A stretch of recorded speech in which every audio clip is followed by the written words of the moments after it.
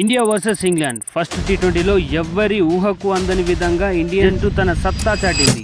Kolkata Eden gardens లో జోరు చూపించిన భారత ప్లేయర్లు అదిరిపోయే మ్యాచ్ మైకానికి గమనాన్ని మార్చేశారు. ఇంగ్లాండ్ మొదట బ్యాటింగ్ చేస్తూ 130 రన్స్ కే ఆల్అౌట్ అయ్యింది.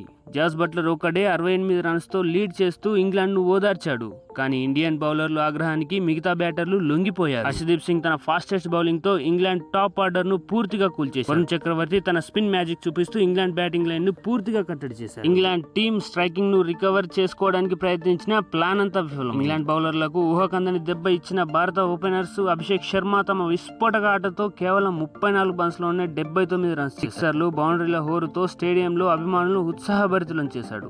సంజు శాంసన్ కూడా తన 26 రన్స్ తో మంచి ఫౌండేషన్ పెట్టింది. భారత విజయ యాత్రలో ఒక చిన్న drama. Captain Suryakumar Yadav duck out కావడం కొంచెం నిరాశకు గురి. అభిమానులు సోషల్ మీడియాలో తమ భావాలను వ్యక్తం చేస్తూ విరాట్ కోహ్లీని మిస్ అవుతున్నామంటూ కామెంట్ చేశారు. భారత బ్యాటింగ్ దూకుడుగా సాగింది.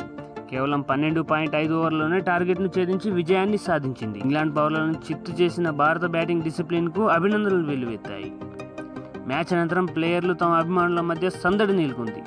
Abhishek Sharma man of the match award అందుకుంటూ తన విజయాన్ని జట్టుకే అంకితం చేశాడు. సోషల్ మీడియాలో అభిమానులు భారత విజయాన్ని ఘనంగా సెలబ్రేట్ చేశారు. ఈ విజయంలో భారత్ 1-0 ఆధిక్యంలోకి వెళ్ళింది. ఇంగ్లాండ్ పై ఇంతటి డామినేట్ చాలా అరుదు. ఈసారి పర్ఫెక్ట్ బౌలింగ్, అద్భుతమైన బ్యాటింగ్ ఇంకా టీమ్ ఎఫర్ట్ చూపించి భారత జట్టు ఫ్యాన్స్ ను ఉత్సాహభరితులను చేసింది. మీరేమంటారు ఈ మ్యాచ్ గురించి? మీ అభిప్రాయాలను కామెంట్ చేయండి. ఇలాగే మరిన్ని అప్డేట్స్ కోసం మా ఛానల్ సబ్స్క్రైబ్ చేసుకోండి. Thank you.